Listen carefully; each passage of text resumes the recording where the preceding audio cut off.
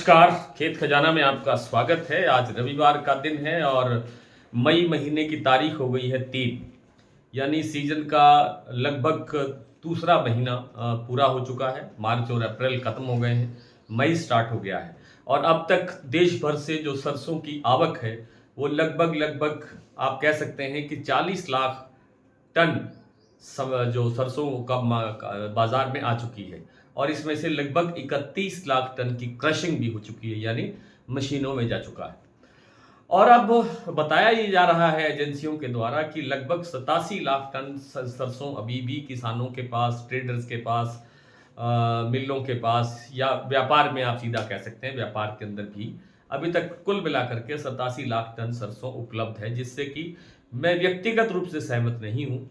हो सकता है कुछ लोग इससे सहमत हों, कुछ लोग ना भी हों, लेकिन मैं सहमत नहीं हूँ। मेरा अपना अनुमान 100 लाख टन से कम उत्पादन है और ये जो आंकड़ा जारी किया गया है ये 117 लाख टन के उत्पादन को मान करके किया गया है। तो कुल मिलाकर के बाजार में अब जो स्थितियां बन रही हैं वो तेजी का एक मोमेंटम है और ये खुद बताया जा रहा है एजेंसियों के द्वारा कि अब जो स्टॉक बचा हुआ है हमारे पास देश में सरसों का, वो पिछले साल की तुलना में लगभग 7-8% कम है, कमजोर है, गिरा है। वो गिरा क्यों है ये समझ में नहीं आया। गिरा तो हम पहले दिन से ये बात कह रहे हैं कि सरसों का उत्पादन इस साल घटेगा और उस कारण से ही ये पिछले साल से जो सप्लाई है वो घटी है, 7% स्टॉक जो है वो कम हुआ है। तो बाजार की जो स्थिति है वो पिछले 3-4 दिन में आपने देखा कि 200 से लेकर के 300 रुपए तक बाजार बढ़ गया। 6,700 के आसपास, 6700 के आसपास भाव चल रहा था भरतपुर मंडी का, जो कल 7,000 के को टच करके फिर बंद हुआ है। और इसी तरह से जो जयपुर का भाव है वो 7200 से हिल ही नहीं रहा था, आप देखते आए हैं काफ़ी समय से, जो 7200 के बाद में अब कल 7400 को टच करके फिर बंद हुआ है। यानी 200 रुपये यहाँ तेजी है, भरतपुर मंडी के अंदर 300 रुपये के आसपास की तेजी दर्ज हुई है। लगभग यही स्थितियां प्लांटों के अंदर बनी है। प्लांटों का भाव भी 8,050 रुपये, सलोनी प्लांट में कल भाव, लास्ट जो क्लोजिंग का भाव था वो 8,050 रुपये का था। इसी तरह से 7200 का जो भाव है आपका, 7250 गोयल कोटा का भाव है, वो भी 200 रुपये बढ़ करके यहाँ तक पहुँच गया है।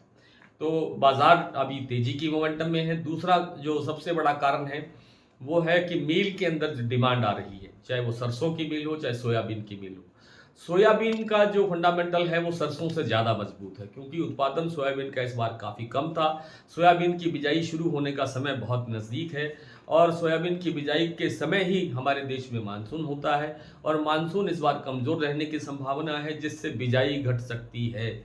और बिजाई घटेगी तो जितनी बिजाई होगी उसके बाद भी अगर ठीक ठाक वर्षा नहीं हुई, बारिश नहीं हुई, तो जो फसल है उसके विकास में भी अवरोध पैदा हो सकता है, रुकावट पैदा हो सकते हैं। इस कारण से मील की डिमांड बढ़ रही है। मील की डिमांड बढ़ने से दोनों तिलहन में, सरसों में और सोयाबीन में तेजी बढ़ रही है। 6650 रुपये का लेवल बन गया है आपके महाराष्ट्र कीर्ति प्लांट में सोयाबीन का। तो सोयाबीन में भी अभी 200-300 रुपये की गुंजाइश अभी बची हुई है और सरसों के अंदर भी 200-300 की गुंजाइश अभी फिलहाल हफ्ते 10 दिन 15 दिन के अंदर बन सकती है।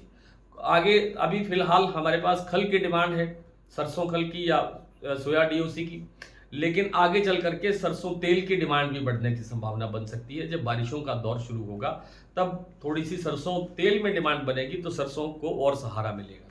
तो कुल मिलाकर के सरसों में यहाँ से गिरावट की गुंजाइश कम लगती है, तेजी की संभावना ज़्यादा लगती है। अब जैसे 300 रुपये के आसपास बाजार बढ़ गया है तो एक छोटा मोटा करेक्शन एक आध दिन में देखने को मिल सकता है और लगातार इसमें एक तरफा तेजी चलेगी ऐसा तो कभी होता नहीं। बाजार फ्लैट नहीं चलता है, बाजार में 200-300 बढ़ते हैं, फिर 150 की गिरावट आती है। यही एक ट्रेंड रहता है और ये ट्रेंड रहना भी चाहिए। तो आने वाले दिनों के अंदर सरसों और सोयाबीन के बाजार में तेजी बढ़ने की संभावना है। मूल तत्व इस आज की जो वीडियो है उसका यही है।